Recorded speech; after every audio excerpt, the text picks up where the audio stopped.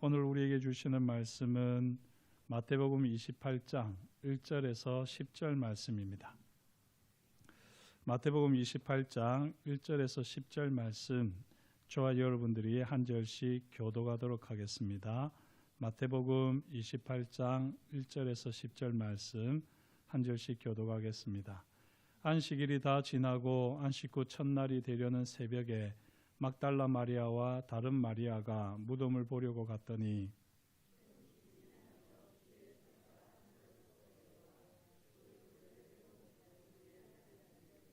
그 형상이 번개 같고 그 옷은 눈같이 희거늘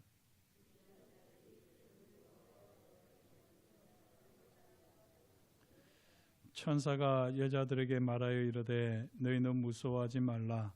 십자가에 못 박히신 예수를 너희가 찾는 줄을 내가 아노라.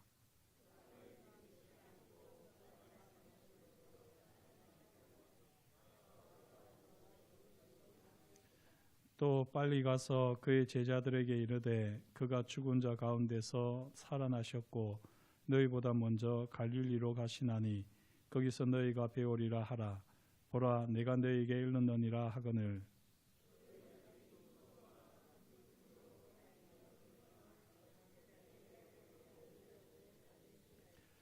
예수께서 그들을 만나 이르시되 평안하냐 하시거늘 여자들이 나아가 그 발을 붙잡고 경배하니 이에 예수께서 이르시되 무서워하지 말라.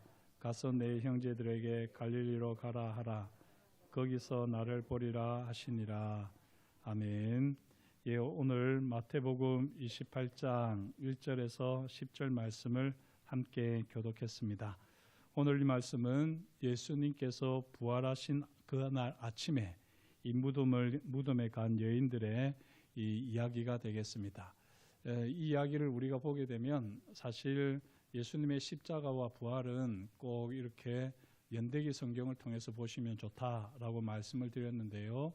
이 시간 순서를 따라서 이 보시는 것도 좋고, 그리고 또 이 동일한 사건이지만 마태, 마가, 누가, 요한복음이 다르게 이야기하고 있습니다. 조금씩 다른데 이것들을 우리가 잘 살피면서 보면 훨씬 더 풍성한 경험을 할 수 있습니다.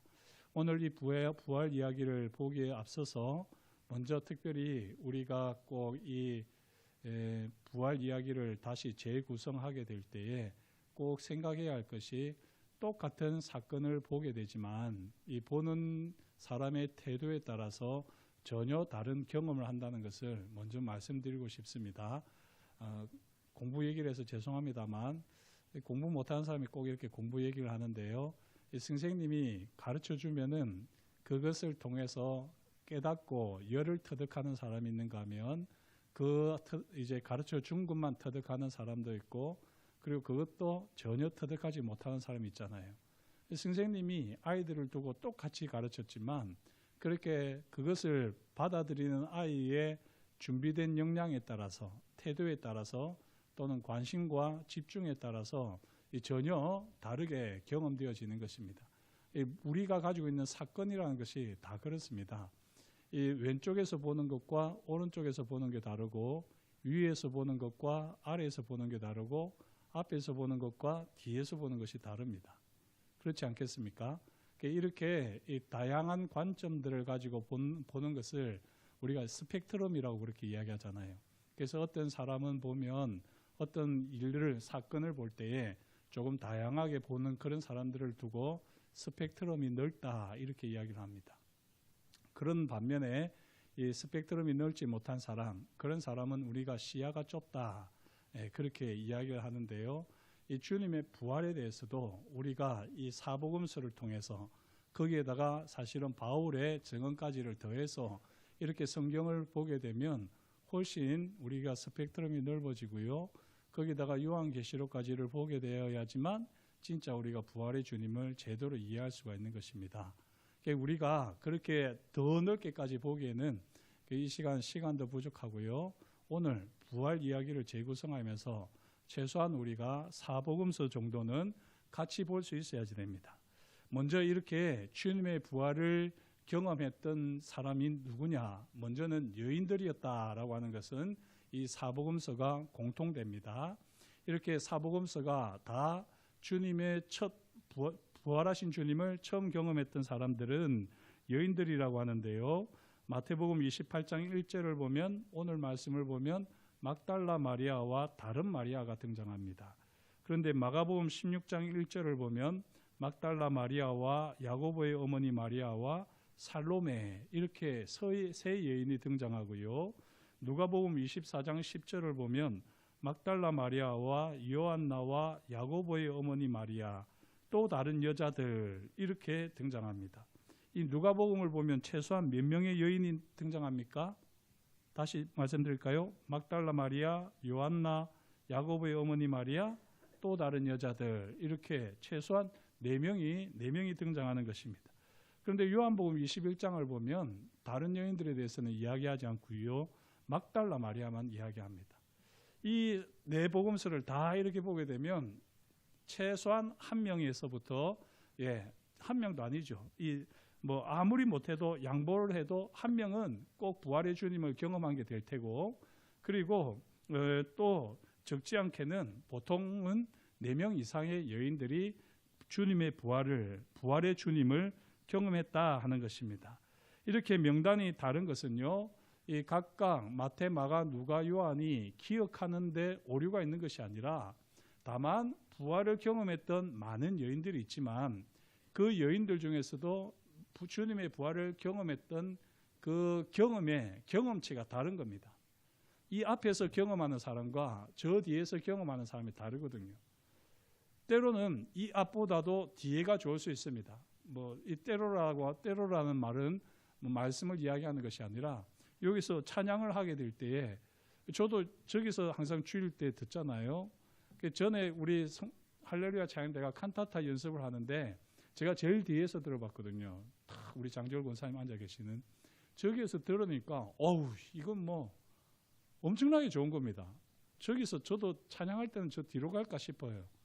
여기서 들으면은 사실은 좀 울림이나 이 전달되는 게 골고루 들리지는 않습니다. 좋은 비유인지는 모르겠지만 부활의 주님을 여인들이 다 경험했다고 해도요, 사실은 그 경험치가 다 다릅니다. 그리고 그 경험치가 다른 사람들에 대해서도 어떤 사람을 특별하게 이야기하려고 하는 것은 아니라서, 누가복음 같은 경우에는 다수의 여인을 언급하면서요, 여성 제자 공동체가 부활하신 주님을 함께 경험했다, 이렇게 공동체가 함께 경험한 것을 누가복음은 조금 강조합니다. 특별히 공동체성을 강조하면서요, 또 이 공동체 중에서도 여인들이 제자 공동체에서 큰 영향을 입혔다는 관점에서 누가복음은 기록되고 있거든요. 그게 줄곧 쭉 이어져 오면서 부활에서도 마찬가지라는 것이죠. 그리고 요한복음 같은 경우는 막달라 마리아만 등장했거든요. 막달라 마리아 한 사람에게 집중하는 이유가 무엇일까요? 물론 다른 사람들도 귀하지만 우리가 부활하신 주님을 경험할 때는 막달라 마리아가 경험한 것처럼 나의 개인적인 부활의 주님과의 만남이 이루어져야지 된다는 겁니다. 그래서 공관복음과 다르게 이 요한복음에서는 조금 더 막달라 마리아가 경험한 부활의 주님, 그 이야기에 초점을 맞춰가지고 우리도 막달라 마리아처럼 부활하신 주님을 경험하면 참 좋겠다라고 하는 이 개인적인 만남을 요한은 강조하고 있습니다. 그렇다고 해서 요한이 막달라 마리아만 부활하신 주님을 만났다고 이야기하는 것은 아닙니다. 요한복음 20장 2절을 보면 우리가 알지 못하겠다, 빈 무덤인데 어디다 두었는지 우리가 알지 못하겠다라고 말을 하고 있기 때문에, 사실은 이 막달라 마리아만 예수님의 무덤으로 간 것이 아니라 많은 여인들이 함께 갔다는 것을 알 수가 있거든요. 이와 같이 여러 여인이 있었지만 요한은 특별히 막달라 마리아에게 집중했었고, 누가 같은 경우에는 이 여성 제자 공동체 전체를 이야기를 했던 것입니다. 자, 너무 별것도 아닌 것 같지만 여기 중요하게 여기는 것은 많은 사람들이 함께 경험을 했지만 그 경험에 대한 각자의 이야기는 다 다르다는 거죠. 그리고 그 이야기를 이 요한 같은 경우에는 막달라 마리아에게, 왜냐하면 사복음서가 다 공통으로 이야기하니까. 왜 그렇게 공통으로 이야기할까요? 막달라 마리아가 첫 부활의 목격자이기 때문입니다. 부활하신 주님의 첫 목격자가 막달라 마리아이기 때문에 다른 여인보다도 이 막달라 마리아에 대해서 요한은 이야기를 했던 것이죠. 무엇보다도요, 예수님의 부활 사건의 첫 증인이 이제 여성들이었는데, 이 고대 사회에서는 이 여성들 같은 경우에는 법적 증언권조차 없다고 그럽니다. 그래서 여인들이 증언을 해봐야 그거는 전혀 효력이 없었습니다. 그럼에도 불구하고 이 여인들이 첫 번째 부활하신 주님의 목격자가 되었다, 증인이 되었다, 이거는 시사하는 바가 크지 않겠습니까? 예, 여성들의 권리를 하나님께서 높여주시는 것도 될 테고요, 또 이 혁명적인 메시지라고 할 수 있습니다. 남녀 차별이라든지 또 당시에는 전혀 존중을 받지 못했던 이 여권 신장을 이야기하는 관점에서 우리가 볼 수 있을 것입니다. 그렇게도 볼 수 있겠지만 왜 이렇게 이 여인들이 부활하신 주님의 첫 번째 목격자가 되었을까요? 왜 그렇습니까? 바로 이 여인들이 다른 사람들보다 주님을 향한 사랑과 열심이 많았기 때문이 아니겠습니까? 그죠? 이 주님을 향한 사랑과 열심이 남성들보다 컸기 때문에 이 여인들이 이제 안식일이 지나고 나서 그 새벽에 빨리 예수님의 무덤으로 가서 이제 예수님의 시신을 닦아드리고 그것을 이 향유로 이렇게 깨끗하게 발라드리려고 하는 이 사랑의 마음, 열심히 있었던 겁니다. 만약에 이 여성들보다 더 주님을 향한 사랑과 열심을 가진 남성이 있었다면 그 남성이 최초의 목격자가 되었을 겁니다. 여기서 우리가 얻을 수 있는 교훈 첫 번째는 부활하신 주님을 경험하려고 하면 우리에게 주님을 향한 사랑과 열심이 있어야 한다는 겁니다. 주님을 향한 사랑과 열심이 없으면요, 부활하신 주님을 우리가 생생하게 경험하기는 쉽지 않을 겁니다. 얼마나 저와 여러분들이 이 부활주의를 지나고 나서 부활하신 주님과 동행하는 매일매일을 살아내고 있습니까? 우리는 부활주일 전이나 부활주일 후나 전혀 우리 삶에 이 달라진 것이 없는 건 아닙니까? 오히려 부활주일 이후에 더 삶이 공고하고 더 피폐하고 더 어지럽고 복잡하고 더 힘들게 여겨지고 있지는 않습니까? 왜 그럴까요? 부활의 주님을 만나고자 하는, 부활의 주님을 향한 사랑과 열정이 우리가 그만큼 뜨겁지 못하기 때문일 겁니다. 목사님 계속해서 로마서 말씀을 이야기하시는데 우리의 열심이 아니라면서요. 예, 우리의 열심으로 구원받는 것 아닙니다. 그러나 구원받은 다음에는요, 우리에게 열심이 있어야지 됩니다. 우리에게 사랑이 있어야지 됩니다. 열정이 있어야지 됩니다. 그것이 없이는 성장이 없고 성숙이 없습니다. 그게 없으면요, 맨날 그 자리입니다. 맨날 그 자리. 죽을 때까지 그 자리입니다. 깨닫는 것도 없고 경험하는 것도 없고 항상 그 자리입니다. 부활하신 주님을 최초로 경험했던, 목격했던 여인들, 왜 하나님께서는 이 여인들에게 이런 은혜를 주셨느냐? 바로 이 여인들이 주님을 향한 사랑과 열심이 어떤 다른 사람들보다도 더 충만했다는 겁니다. 저와 여러분들도 주님을 향한 사랑과 열심이 다른 사람들보다도 더 충만한 가운데 부활의 주님을 더 생생하게 경험하는 인생이 될 수 있기를 주의 이름으로 축복합니다. 자, 주님의 부활을 최초로 목격한 여인들의 이야기는 복음서마다 다른데요, 부활의 주님을 최초로 목격한 이 사건을 재구성해 보면 9가지 사건으로 정리를 할 수 있습니다. 먼저는 부활 아침에, 주일 아침에 우리로 치게 되면 주일 아침에 여인들이 무덤으로 갔지요. 그때는 이른 새벽이었습니다. 적어도 몇 명요? 4명 정도, 4명 이상의 여인들이 함께 갔습니다. 첫 번째. 두 번째, 가서 보니까 무덤이 열려 있습니다. 그리고 그 무덤이 열려 있는 무덤을 들어가 봤더니 시신이 없습니다. 무덤이 비어 있습니다. 마가복음, 누가복음, 요한복음이 다 이렇게 이야기를 하고 있습니다. 이렇게 무덤이 비어 있고 시신이 없고 무덤이 열려 있고 무덤이 비어 있는 상황에서 이제 여인들이 황망해할 때, 황당해할 때 천사 또는 청년이 이제 예수님께서 살아나셨다라고 하는 소식을 전해줍니다. 여기서 보면 마태는 천사가 무덤 앞에서 말을 했다. 오늘 말씀 무덤 앞에서 천사가 말을 했다고 이야기합니다. 그리고 그 천사는 아주 조금 무섭습니다. 보게 되면은 조금 거기 나와 있는데요. 3절에 그 형상이 번개 같고 그것은 눈과 같이 희건을 이렇게 되어 있습니다. 이 완전히 사실은 조금 무섭습니다. 그런데 마가복음을 보면 흰옷 입은 한 청년이 무덤 안에서 주님이 부활하셨다는 소식을 전하고 있습니다. 누가복음을 보면 또 무덤에 들어가니 두 천사가 부활을 선포하더라라고 이렇게 되어 있습니다. 이렇게 지금 마태, 마가, 누가가 다 이야기하는 게 다른데요. 이 다 이야기하는 게 다르기 때문에 예수님의 부활은 사실은 실제적인 사건은 아니다. 어떻게 그게 실제적인 사건이라면, 역사적인 사건이라면 이렇게 그들이 경험한 게 다를 수 있느냐라고 이야기할 수 있습니다. 그렇게 볼 수도 있겠지만 우리는 이 사람들이 다 한꺼번에 똑같은 자리에서 이야기한 것을 듣는 게 아니거든요. 각자가 저마다가 경험했던 것을 이야기하는데 어떤 사람은 무덤 앞에서 봤던 그 천사에 대한 인상이 너무 강하게 남아서 그걸 이야기하는 여인이 있었을 것이고, 어떤 여인은 그런 천사는 뭐 그렇게 좀 무서워서도 나는 그런 천사는 뭐 별로 무섭지도 않더라. 난 당장에 빨리 가서 예수님의 시신을 닦아드리고 싶어서 난 그런 거 신경도 안 썼어. 그런데 들어가서 봤더니 라고 하면서 무덤 안에서 만난 이제 청년 같은 천사를 본 사람도 있고 또 천사 둘이를 보기도 하고 이렇게 차이가 있는 것입니다.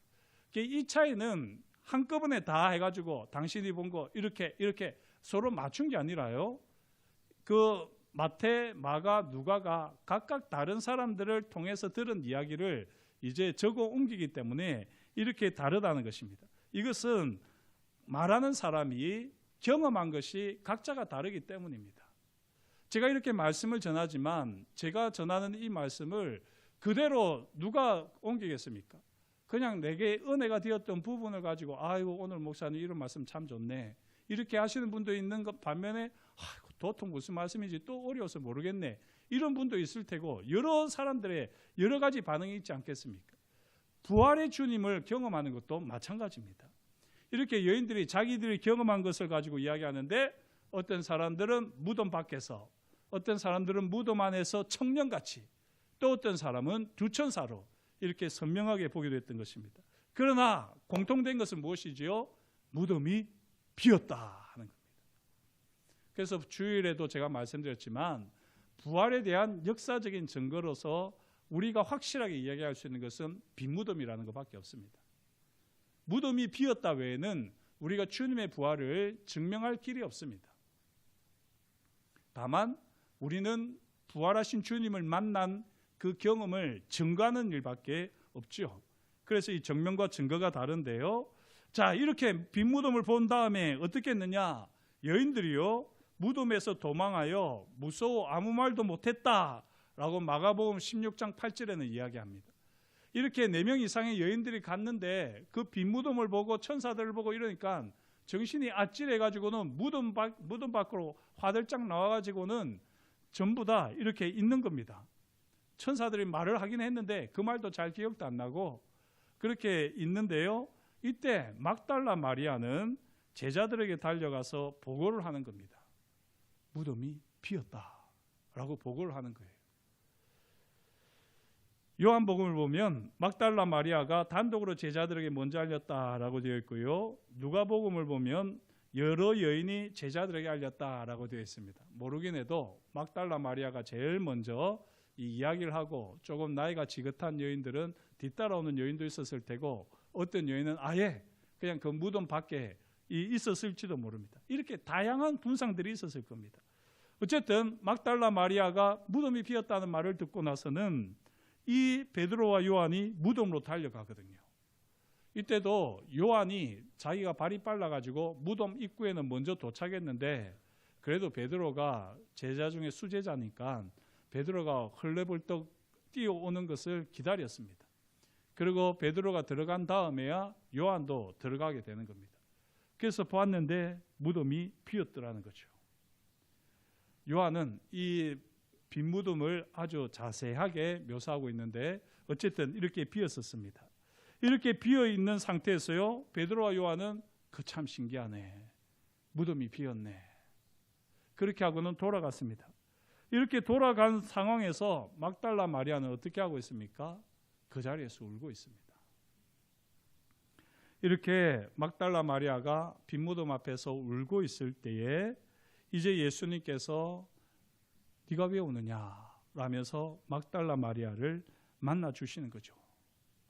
이 막달라 마리아가 예수님을 만난 이야기는 금요일날 제가 좀 더 이야기하기로 하고요.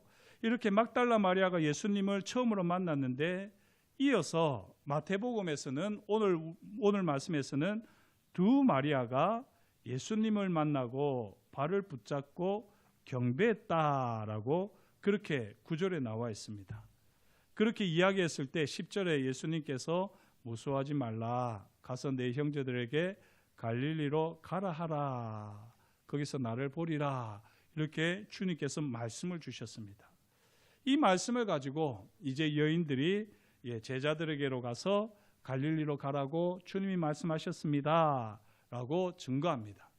이렇게 증거할 때요, 마가복음 16장 10절에서 11절을 보면 예수와 함께하던 사람들이 슬퍼하며 울고 있는 중에 이 일을 알림에 여인들이 말을 알려주매 듣고도 믿지 아니하더라, 제자들이 믿지 않았다라고 이야기하고요. 누가복음 24장 9절에서 11절에도 보면 11 사도와 다른 모든 이에게 알리니 허탄한 듯이 들려 믿지 아니하더라, 여인들이 말을 했는데 허탄하게 들려서 믿지 않았다라고 이야기합니다. 그런데요, 요한복음 20장 18절을 보면 막달라 마리아가 내가 주를 보았다, 주께서 이렇게 말씀하셨다라고 말했을 때 제자들의 반응은 거기 나오지 않습니다. 이것도 참 재미있어요. 이걸 놓고 보면 어떤 사람들은 여인들이 막 와가지고 이런 말 저런 말 막 하는데 지금 마음도 심란한 상황에서 이런 말 저런 말 하니까 그게 전혀 귀에 들리지가 않는 것이죠. 그래서 이 듣고도 그냥 이 마음이 계속 팍 눌려 있는 것입니다. 주님이 갈릴리로 가라고 한 말씀도 들리지도 않고 부활하신 주님을 만났다는 이야기도 감격으로도 들리지가 않는 것입니다. 오히려 허탄한 말로 여겨지는 것입니다. 그러나 그 중에 막달라 마리아가 내가 주를 보았다, 주께서 이렇게 말씀하셨다라고 말을 할 때는 그 중에는 그 말을 귀담아 듣고 부인하지 않는 제자들도 있었다는 걸 요한은 이렇게 증언을 하는 겁니다. 지금 저는 처음으로 부활의 주님을 목격한 여인들이 어떻게 제자 공동체에게 알려줬는지에 대해서 함께 다시 재구성을 해봤는데요. 이 빈 무덤을 목격한 제자들은 남성과 여성 모두였습니다. 그죠? 하지만 부활의 주님을 최초로 목격한 제자들은 여성들이었고요. 그 중에서도 막달라 마리아가 최초의 목격자였습니다. 여인들의 증언이 이 허탄한 듯이 들려 믿지 않았는데요. 그것은 이 여인들의 증언이 서로 일치하지 않았기 때문일 것입니다. 마태복음에 의하면은 예수님의 발을 붙잡고 경배한 사람은 두 마리아였고요. 요한복음에 의하면은 예수님께서는 나를 붙들지 말라라고 말씀하고 계십니다. 이 말만 놓고 봐도 사실은 누구의 말이 옳은지도 몰라요. 그리고 부활하신 주님을 만나기 전에 빈 무덤에 있었던 천사들 이야기를 하는데도 앞에서 입구에서 봤다 하는 사람도 있고 안에서 봤다 하는 사람도 있고 한 명이라고 하는 사람도 있고 두 명이라고 하는 사람도 있고 이렇게 사람들의 말이 서로 다르니 이 말을 듣는 우리도 복잡한데 당시에 빈 무덤을 보고 온 제자들이 이 여인들의 말을 들을 때 그게 제대로 귀에 들리겠느냐고. 이런 상황이었는데요. 이런 상황 속에서도 막달라 마리아가 하는 말은 그나마 부인하지 못하고 그나마 듣는 제자들이 있었다는 겁니다. 왜 이랬을까? 이제 여기서 우리가 함께 조금 더 생각을 해봐야지 되겠는데요. 막달라 마리아가 주님을 만났을 때에 이 막달라 마리아가 주님의 발을 붙들려고 했습니다. 그러자 요한복음에 의하면요, 예수님께서는 나를 붙들지 말라라고 그렇게 요한복음 20장 17절에 말씀하셨습니다. 마태복음 28장 9절을 보면, 오늘 말씀을 보면 분명히 두 여인이 막달라 마리아와 다른 마리아가 예수님께로 나아가서 그 발을 붙잡고 경배했다고 했거든요. 이렇게 왜 차이가 있을까요? 이 차이를 우리가 조금 더 잘 이해를 해야지 되겠는데, 먼저는 막달라 마리아가 최초의 목격자니까 주님을 보고는 그 주님을 붙들었어요. 그런데 이때 붙든다고 했다는 헬라어는 단순히 만진다는 의미가 아니라 붙잡고 계속 붙들다, 이런 말이랍니다. 그냥 단순히 붙잡는 것도 아니고 붙잡아가지고 계속 거기에 있도록 하는 이 힘이 들어가는 겁니다. 또는 매달리다, 떠나보내지 않으려 하다, 이런 의미입니다. 이 막달라 마리아가 부활하신 주님을 만나게 되었을 때 그렇게 주님을 붙잡으려고 한 것이죠. 붙들려고 한 것입니다. 부활의 주님께서 막달라 마리아의 마음을 모르겠습니까? 함께 지내실 때도 사람들의 마음을 다 아셨던 주님이신데 부활의 주님께서 지금 막달라 마리아의 이 반응을 모르시겠느냐고요.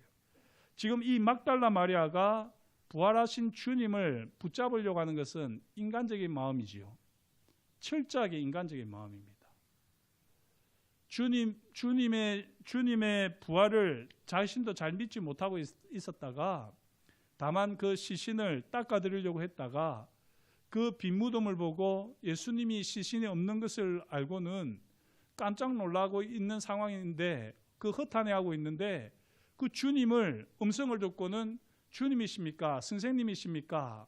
그리고 나서 그래 내다라고 이야기해 주시니까 그때 막달라 마리아가 너무 반가워가지고는 예수님을 붙들려고 한 것입니다. 이거는 철저하게 인간적인 마음입니다. 내가 알고 있는 예수님을 지금 경험하려고 하는 겁니다. 막달라 마리아가 알고 있는 예수님을 경험할 수 있을까요? 없을까요? 경험할 수 없습니다. 주님은 이제 부활하신 몸이기 때문에 이 땅에서 살아가시던 몸과 다른 몸입니다. 바울이 고린도전서 15장에서 이야기하듯이 이 땅에서 썩어 없어질 몸이 있고 신령한 몸이 있어요. 이 부활의 몸은 신령한 몸입니다. 신령한 몸. 이 신령한 몸인데 지금 막달라 마리아는 자신이 주님과 함께 지냈던, 이 세상에서 지냈던 그 경험을 확인하고 싶은 그 마음을 가지고 주님을 붙들고 있으니 주님께서 나를 붙들지 말라라고 말씀을 하시는 것이죠.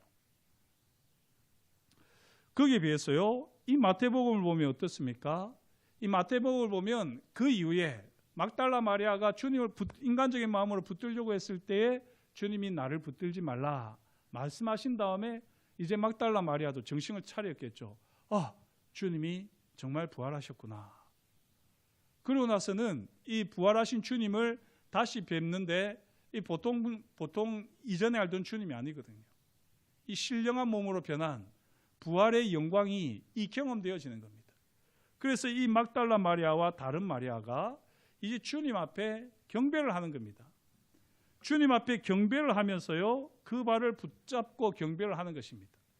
이 부활의 주님을 경배하면서 주님의 발을 붙잡을 때는 주님이 나 붙잡지 마라 이런 말씀을 안 하세요. 이 묘한 차이를 아시겠습니까? 이 묘한 차이를. 사랑하는 성도 여러분, 오늘 이 부활의 주님을 처음으로 목격한 이 여인들의 이 증언을 통해서 우리에게 분명하게 보여주는 교훈이 있는데요.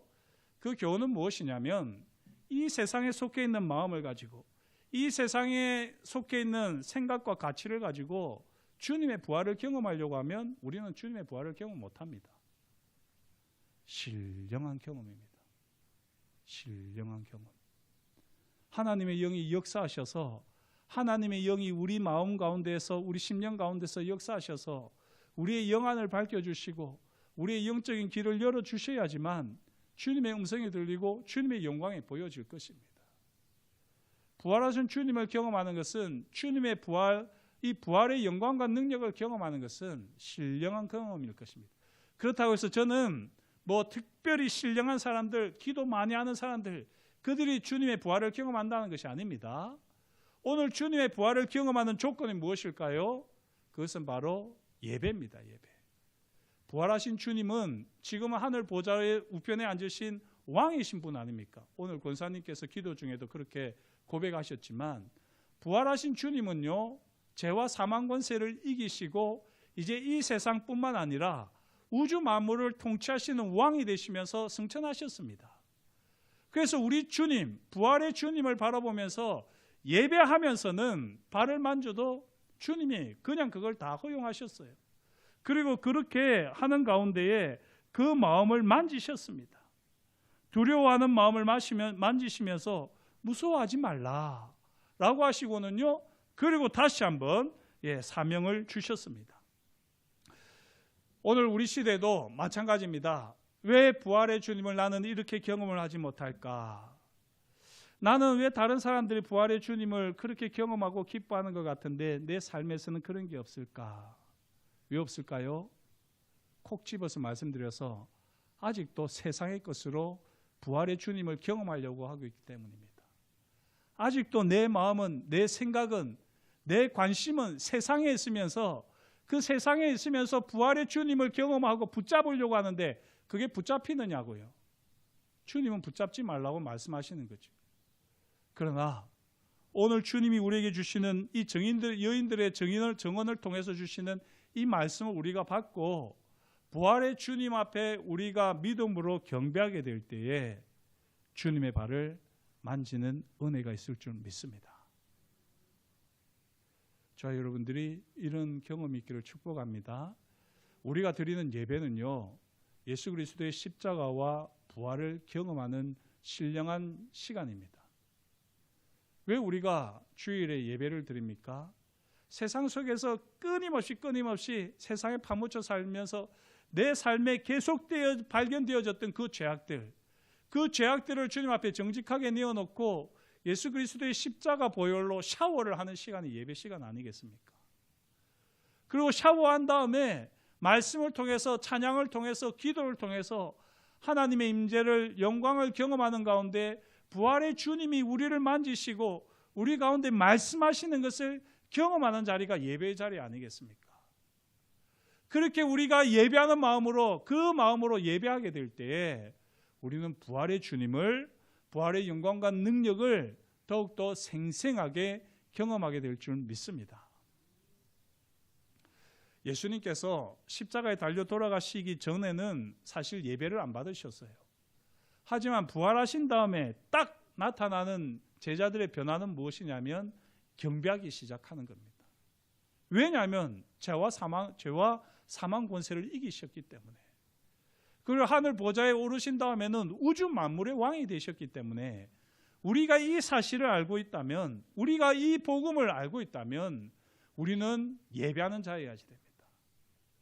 우리가 그렇게 예배하게 되면 이 세상에 속한 것들이 다 벗겨지면서 우리 이 육신에 가는 죄의 역사들, 이 죄의 온갖 더러운 냄새와 이 온갖 오물 쓰레기들, 이 모든 것들이 다 벗겨지면서 부활의 주님께서 우리에게 거룩한 향기로, 거룩한 음성으로, 거룩한 온기로 그렇게 우리 가운데 찾아오셔서 우리로 하여금 더욱더 하나님 앞에 예배하는 기쁨과 감격을 누리게 하시지 않겠습니까?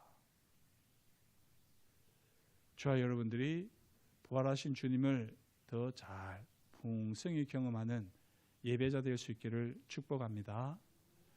예배가 없이는요, 부활하신 주님을 경험하지 못합니다. 이거는 제 경험이 아니라 말씀을 이렇게 우리가 연구를 해보고 정리를 해보면 확실하게 알 수 있습니다. 오늘 말씀도 그렇습니다.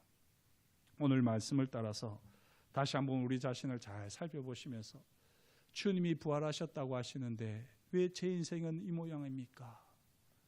주님이 부활하셨다는데 왜 제가 이렇게 죄와 허물 속에 사망의 권세 아래 허우적거리는데 저를 이대로 두십니까? 착각이에요.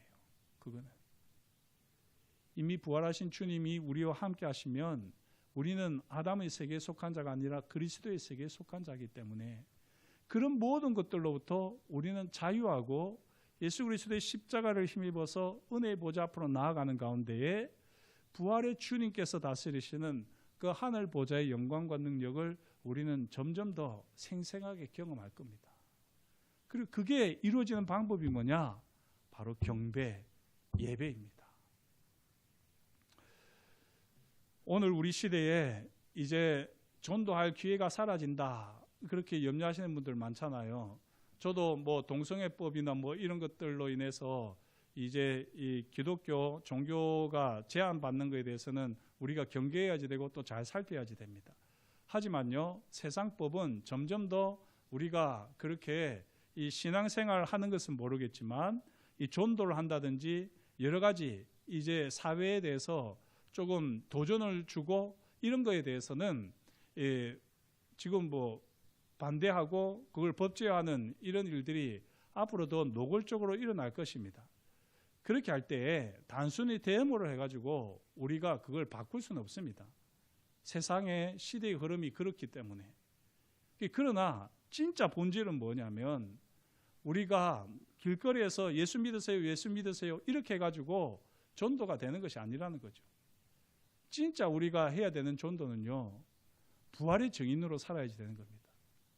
그리고 부활의 증인으로 산다는 것은 무엇이냐? 내가 어떻게 하든 둥 부활의 주님을 경험하게 하겠다.